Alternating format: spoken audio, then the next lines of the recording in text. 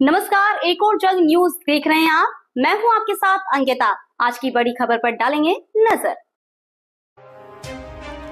कल्याण के टिटवाला के pass खड़ावली में एक निजी छात्रावास में 2 नाबालिग लड़कियों के साथ लैंगिक अत्याचार की सनसनीखेज घटना पिछले सप्ताह घटी थी। इसके अलावा आश्रम में अन्य बच्चों की भी बेरहमी से पिटाई की गई थी, इसलिए इन बच्चों को उल्लासनगर के सरकारी बाल गृह में रखा गया था। विधान परिषद की उपसभापति नीलम गोहरे ने बच्चों से मुलाकात की और उनसे सवाल पूछे। सरकारी अधिकारियों से चर्चा कर कार्रवाई की जानकारी ली गई। उन्होंने सरकारी अनाथालयों में बच्चों को उपलब्ध सुविधाओं के बारे में जानकारी ली। इसके बाद नीलम गोहरे ने उल्लासनगर महानगर पालिका आयुक्त मनीषा अबहले के कार्यालय में एक प्रेस कॉन्फ्रेंस आयोजित की थी।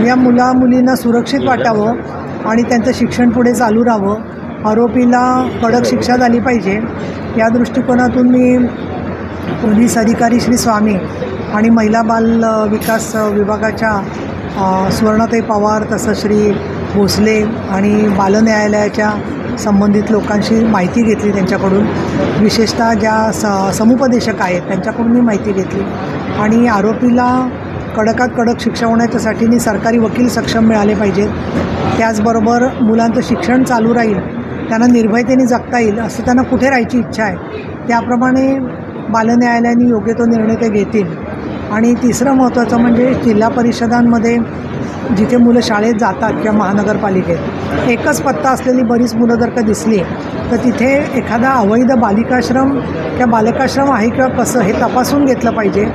त्याचबरोबर प्रत्येक ठिकाणी गाव पातळीवरती आणि इतरत्र ज्या प्रकारे हा माणूस अनेक प्रकारचे रॉड्स ठेवून या मुलांना शिक्षा देत होता, तर अशा गोष्टींकडे समाजाच्या निदर्शनाला आल्या तर त्यांनी लक्ष दिलं पाहिजे। याच्याकडे आम्ही पोलीस आणि सरकारशी बोललेलो आहोत।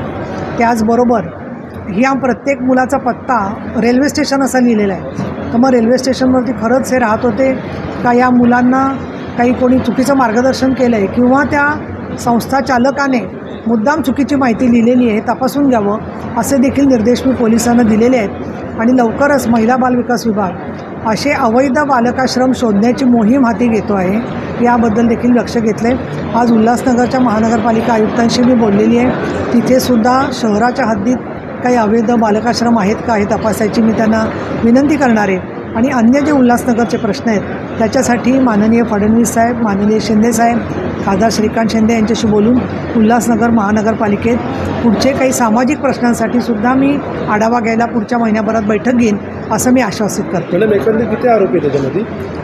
नाही, मला आता डिटेल्स तुम्ही पोलिसांकडून घेते तर चांगलं राहील, पण 5 आरोपी आहेत। फिलहाल मेरे साथ इतना ही। ताजा खबरों के लिए बने रहिए हमारे साथ, देखते रहिए हमारा चैनल एक और जंग न्यूज।